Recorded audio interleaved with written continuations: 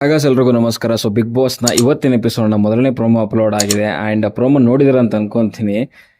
ಏನು ಮನುಷ್ಯರ ಇವರು ನಿಜವಾಗ್ಲೂ ಅಂತ ಅರ್ಥ ಆಗ್ತಿಲ್ಲ ನನಗೆ.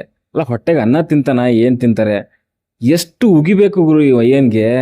ಆದರೂ ಇನ್ನೂ ಗೌತಮಿ ಹತ್ರನೇ ಹೋಗಿ ಸಾಯ್ತಾನಲ್ಲ. ಕಾಮನ್ ಸೆನ್ಸ್ ಇಲ್ವಾ ಗುರು ಇವನಿಗೆ?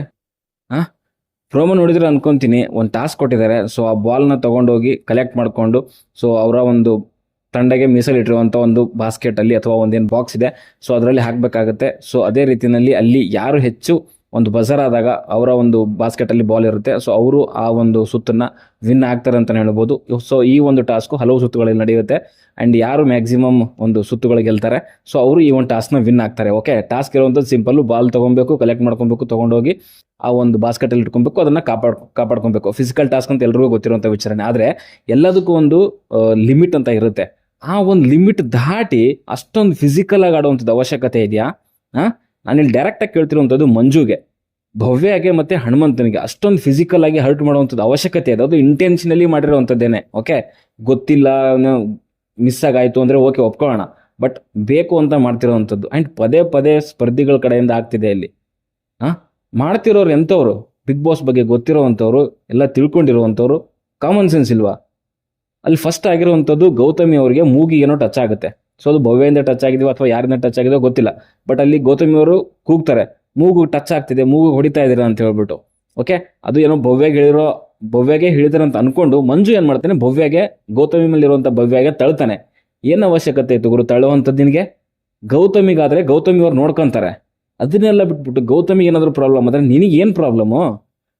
ಕಾಮನ್ ಸೆನ್ಸ್ ಇಲ್ವಾ ನಿನಗೆ? ಎಷ್ಟು ಅಂತ ಉಗಿಬೇಕು ನಿನಗೆ? ಸುದೀಪ್ ಸರು ಇಡೀ ನಿಮ್ಮ ಮನೆಯವ್ರು ಬಂದು ಹೇಳಿದ್ದಾರೆ, ಆದರೂ ಬುದ್ಧಿ ಬಂದಿಲ್ವಾ?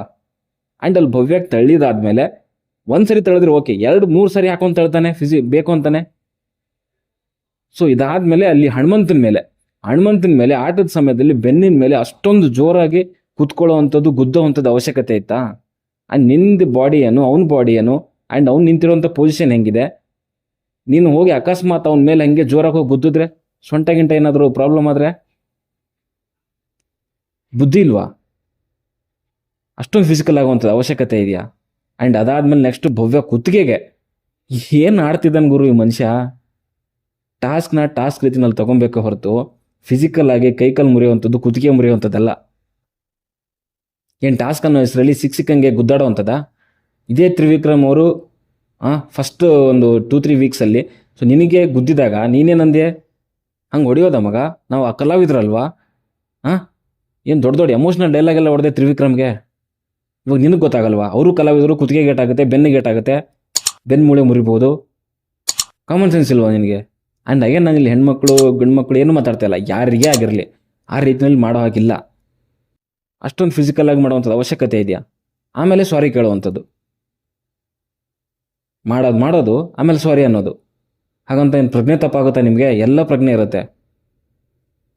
ಬುದ್ಧಿ ಇಲ್ಲ ಅಂತ ನಂಗೆ ಒಂದು ಅರ್ಥ ಆಗ್ತಿಲ್ಲ ನನಗೆ. ಆಮೇಲೆ ಇನ್ನೊಂದು, ಪ್ರತಿ ಸಾರಿನೂ ಕೂಡ ಅಷ್ಟೇ ಗೌತಮಿ ಅವ್ರನ್ನ ಬಿಟ್ಟು ಆಡೋಕ್ಕಾಗೋದಿಲ್ವ ನಿನಗೆ? ಏನು ಗೊತ್ತಿಲ್ಲ, ನನಗೆ ಅರ್ಥನೇ ಆಗ್ತಿಲ್ಲ. ಮಂಜು ಸಪೋರ್ಟರ್ಸ್ ಯಾರಿದ್ದೀರಾ ಹೇಳ್ಬೇಕು ನೀವೇ ಇವಾಗ. ಅಷ್ಟೊಂದು ಒಂದು ಪ್ರೋಮೋ ನೋಡಿದ್ರೆ ಗೊತ್ತಾಗಿರುತ್ತೆ ನಿಮಗೆ, ಅಷ್ಟೊಂದು ಫಿಸಿಕಲಾಗಿ ಆಡುವಂಥದ್ದು ಅವಶ್ಯಕತೆ ಇದೆ. ಆ್ಯಂಡ್ ಇಂಟೆನ್ಷನಲಿ ಕುತ್ತಿಗೆ ಹಿಡಿದು ಎಳೆಯೋದು, ಬೆನ್ನಿಗೆ ಕುದ್ದೋದು, ತಳ್ಳೋದು. ಆ್ಯಂಡ್ ಯಾವ ರೀತಿಯಲ್ಲಿ ಪೋರ್ಟ್ರೇ ಆಗ್ತಿದೆ ಗೊತ್ತಾ ಗೌತಮಿ ಆ್ಯಂಡ್ ಮಂಜು ಅವರ ಒಂದು ಇದ್ರ ಬಗ್ಗೆ. ಆ್ಯಂಡ್ ಗೌತಮಿ ಎಷ್ಟು ಸಾರಿ ಹೇಳಿದ್ದಾರೆ ಆಲ್ರೆಡಿ, ಒಂದು 2-3 ವೀಕ್ ಆಗಿದೆ, ನಮ್ಮ ಸಾವಾಸ ಬಿಟ್ಟು ಬೇರೆ ಇಂಡಿವಿಜುವಲ್ ಆಗಿ ಆಡಿ ಅಂತ. ಆ್ಯಂಡ್ ಅವನಿಂದ ಈ ಗೌತಮಿ ಅವರಿಗೆ ಕೆಟ್ಟ ಹೆಸರು ಹೊರಗಡೆಗೆ. ಅವ್ರು ಆಲ್ರೆಡಿ ಎಷ್ಟು ಅವಾಯ್ಡ್ ಮಾಡಿದ್ರು ಕೂಡ ತಿರ್ಗಾ ಅವ್ರ ಹಿಂದೆನೇ ಹೋಗಿ ಸಾಯ್ತಾನಲ್ಲ, ಅರ್ಥ ಆಗ್ತಿಲ್ಲ ನನಗೆ. ಆ್ಯಂಡ್ ನಿನ್ನೆ ಎಪಿಸೋಡಲ್ಲೂ ಅಷ್ಟೇ, ನಿಮ್ಮ ಸೇವೆಗೆ ಯಾವಾಗಲೂ ಸಿದ್ಧ ಅಂತೆ. ನಿಮ್ಮ ತಂಗಿಯವ್ರು ಬಂದು ಅಷ್ಟೊಂದೆಲ್ಲ ಗೋಗರ್ದು ಪ್ರಾಮಿಸ್ ಎಲ್ಲ ತೊಗೊಂಡ್ರು ಕೂಡ ಇನ್ನೂ ಬುದ್ಧಿ ಬಂದಿಲ್ವಲ್ಲ ಗುರು ನಿನಗೆ. ಆ್ಯಂಡ್ ಸುದೀಪ್ ಸರ್ ಅಂತೂ ಪ್ರತಿ ವಾರ ಉಗಿಸ್ಕೊಂತೀಯ. ಲಾಸ್ಟ್ ವೀಕೇನೇ ಎಷ್ಟು ಉಗ್ದಿದ್ದಾರೆ, ಮುಖ ಹೆಂಗೆ ಮಾಡ್ಕೊಂಡಿದೆ, ನಿಮ್ಮ ಅಪ್ಪನ ನೋಡು, ಮುಖ ನೋಡೋರ್ದು ಎಷ್ಟು ಹತ್ತಿದ್ದಾರೆ, ವಿಟಿ ಹಾಕಿದ್ದಾರೆ. ಆದರೂ ಇನ್ನೂ ಹಂಗೆ ಸಾಯ್ತೀಯ ಅಂತಂದರೆ ಓಕೆ, ಯಾರಿಗಾದ್ರೂ ನೋವಾದರೆ ಅದಕ್ಕೆ ವಾಯ್ಸ್ ರೈಸ್ ಮಾಡಬೇಕು, ಅದು ನಾನೇ ಹೇಳ್ತೀನಿ, ಕರೆಕ್ಟು. ಆದರೆ ಗೌತಮಿ ಅವ್ರಿಗೇನು ಬಾಯಿ ಇಲ್ವಾ? ಆ್ಯಂಡ್ ಅದು ಏಟು ಕೂಡ ಅಷ್ಟೇ, ಭವ್ಯ ಅವರಿಂದ ಅಥವಾ ಬೇರೆ ಯಾರಿಂದಾದರೂ ಕೂಡ ಮಿಸ್ ಆಗಿರುವಂಥದ್ದು. ಭವ್ಯ ಏನು ಇಂಟೆನ್ಷನ್ ಇಟ್ಕೊಂಡು ಗೌತಮಿ ಮೂಗು ತೊಗೊಂಡೋಗಿ ಹೊಡೆದಿರೋದು ಅಲ್ಲಿ ಕಾಣಿಸ್ತಿಲ್ಲ. ಬಟ್ ನೀನು ಮಾಡಿರೋವಂಥದ್ದು ಇಂಟೆನ್ಷನ್ ಇಟ್ಕೊಂಡು ಅಲ್ಲಿ ಗುದ್ದಿರೋವಂಥದ್ದೇನೆ.